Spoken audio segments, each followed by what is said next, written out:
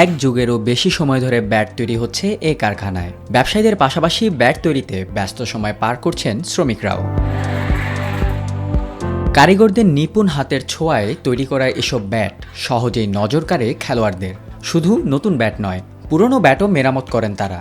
জয়পুরহাটের পাঁচবিবি উপজেলার দানেশপুর এলাকায় গড়ে উঠেছে ব্যাট তৈরির দুটি ক্ষুদ্র কারখানা। আমি এখানে প্রায় 14-15 বছর থেকে ব্যাট তৈরি করি। প্রথমত আমি একা কাজ করতাম, এখন আমার এখানে 3-4 জন সহকারী নিয়ে আমি কাজ করি। আমরা রাজশাহী থেকে আসছি, এই শান্তাহারিতে ব্যাট।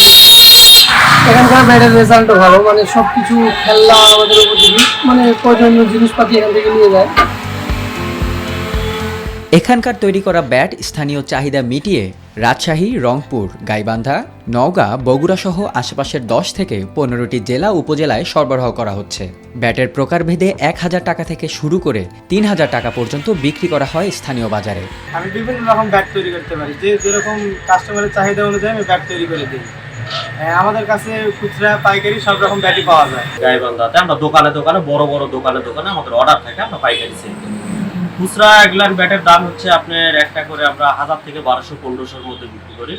এর মধ্যে আমার আরেকটা আছে বিদেশি কাঠ দিয়ে তৈরি করে, এটা 2000 থেকে 2200 টাকার মধ্যে আমরা বিক্রি করি। ওটা ব্যাটের হ্যান্ডেল হয়।